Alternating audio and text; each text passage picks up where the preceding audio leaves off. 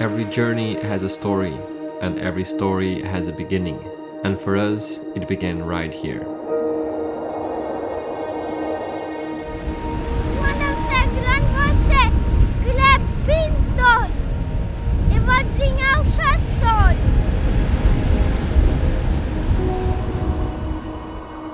Some years ago, this island sparked my love for photography, and now a new passion in the art of my little brother.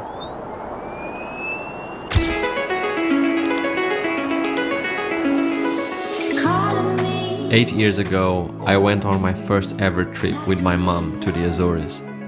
This journey sparked something within me, the thrill of being away from home, exploring new landscapes, and experiencing the unknown.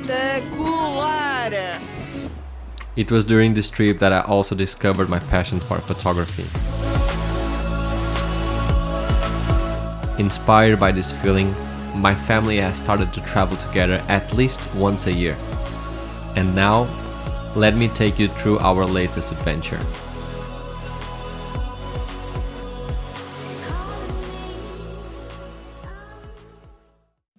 And so our adventure kicked off in the northeast of the island. But as the Azores being the Azores, we got hit with some rain. But that didn't stop us. We decided to go to the next spot where we could warm up at a local tea factory, Chá Gorriana. This place is the oldest and one of the biggest tea producers in Europe. You can even drink some tea for free while learning about the island's tea history. Amigo, como é que está o chá? Chá preto, ótimo. É chá de quê? Este é preto.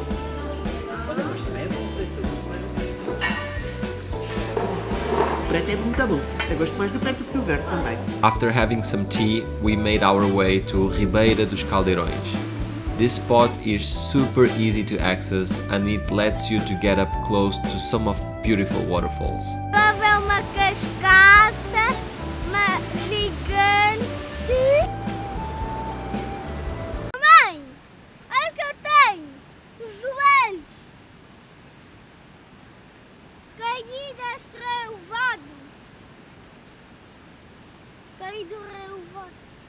Olha, que é isto? Okay, time for a lunch break. Nós temos restaurante e vamos comer. Can we talk about the food just for a bit? Every single day, we found ourselves at a new local restaurant. The food was always amazing. They even had great vegetarian options. And seriously, I think this was one of the trips where I ate the most. And after lunch, the wind picked up a bit, but we weren't done exploring yet. We ventured out to see some more of what this part of the island had to offer us. Along the way, Soraya and Lorenzo made some new friends adding to the fun. Vi umas vaquinhas. We kept cruising along the coast, chasing the sunset. The views were stunning, making the perfect end to our first day exploring the island. As the sun went down, we headed back to our Airbnb to rest and get ready for more adventures of the next day.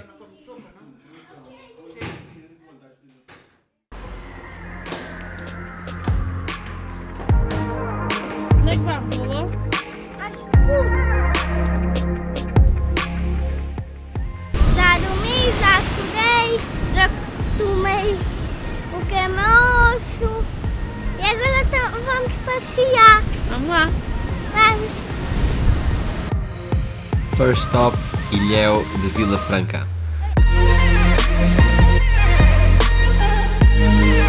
I've seen this spot all over social media and just had to see it for myself, or at least through my drone, and the views were breathtaking.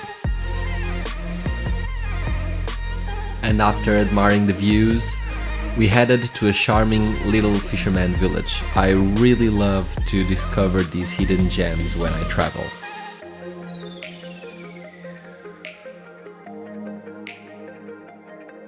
As we drove up, the fog was so thick that we felt we were in a different world. But we finally made it to the top, where we could see a massive lagoon. And fun fact about this used to be a volcano. Can you imagine? I've been to this island 4 times already, and this was the first time that I got to see it because usually it's super foggy. And heading back down, we took the time to check out some more waterfalls and doing a bit of exploring with the whole family. One of my favorite parts of the island, just like all the places I visit, the coastline. Praia de Santa Bárbara is a stunning black sand beach with some amazing waves. We spent there a good chunk of time just enjoying the beach vibes.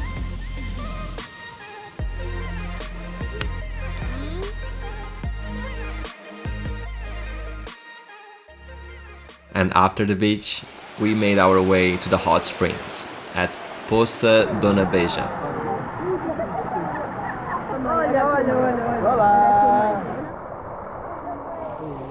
It was the perfect spot to relax and recharge after full days of adventures.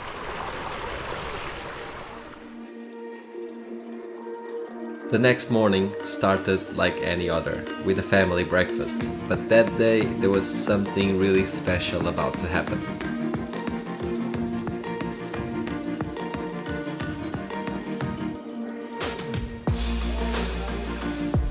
My cousin Adriana had planned a surprise for my aunt's 50th birthday.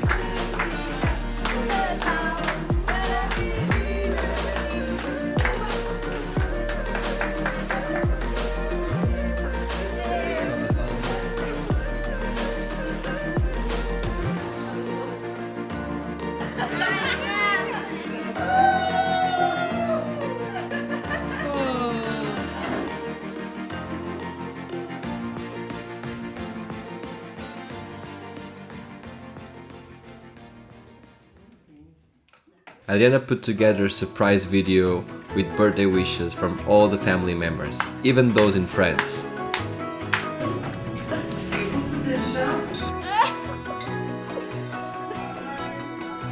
Old days, I used to think I'm the problem, that I was way too sensitive, reacting way too much. My aunt had no idea. It was such a touching moment, and there were some little gifts for her too. Different triggers, scaring us to death. Essa foi de ontem. Muito obrigada. Someday we will Vocês foram ao create São someplace where we can hide our space. Forget the world outside just for a while.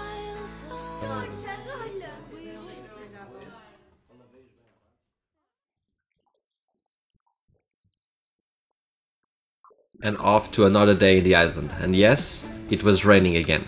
So we decided to take the easy way and started with a visit with the local market to pick up some special groceries. I love local markets. They are the best places to meet the locals and also dive into the local culture.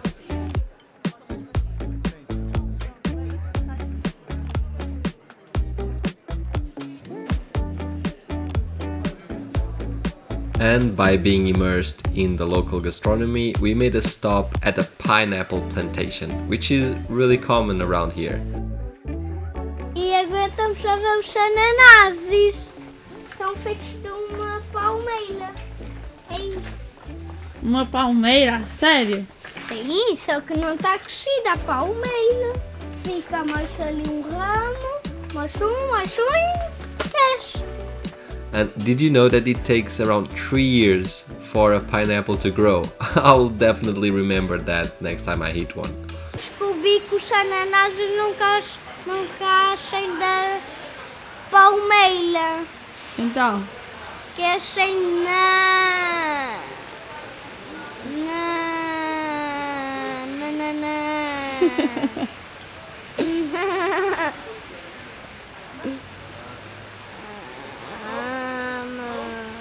contamos logo, não é? Sim, contamos logo. E isto são umas tostinhas com doce do ananás. E licor de leite, estes pães são 4. Devia ter aqui mais um licorzinho. Muito bom. And after the market, it was time for a lunch and to sing happy birthday again.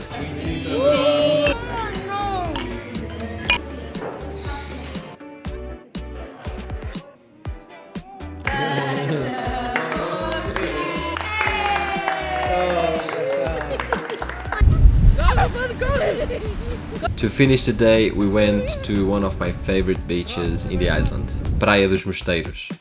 And unfortunately, it was too windy to fly the drone, but we still had a great time together, enjoying the sunset on this special day.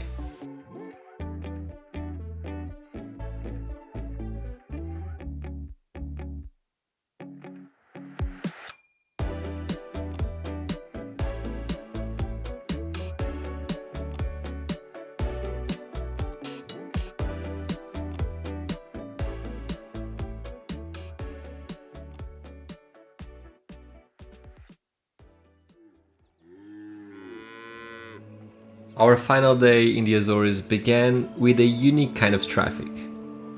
Cows. Cows everywhere.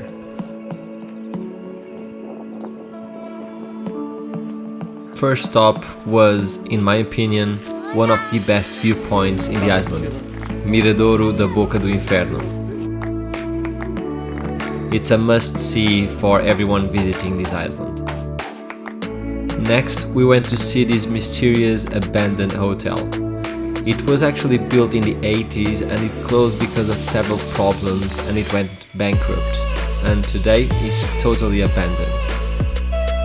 And we started to feel a bit hungry after exploring a bit, so we stopped by a local food truck, which we actually took it over for the entire family. And we got something different for lunch today. Banana, bacon. Não é para mim, é aqui para o chefe.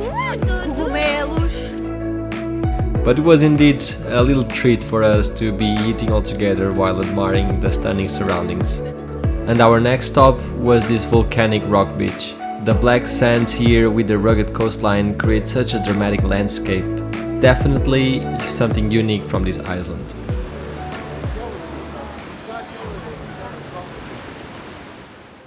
To finish our trip, we visited the village of Furnas. It's well known for its geothermal activity and it features hot springs, steam vents and even natural geysers. It's insane. This is also where the famous cozido, a stew cooked underground using volcanic heat.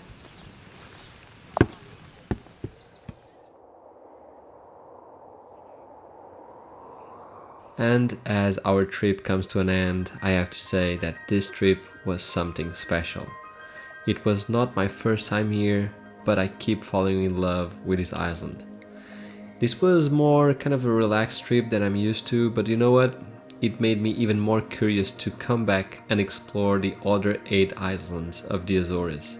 But honestly, the best part of this trip wasn't the places we saw. It was the people I was with. Getting to travel with my family, even if it is just once a year, means everything to me. There's nothing like exploring new places, having fun, and making memories together. And speaking of memories, my little brother is already back home, putting his dreams on paper. He's drawing the Azores, just like he said he would. I'm really excited to see where his passion for painting will take him. I believe one day his artwork will inspire others to see the world through his eyes.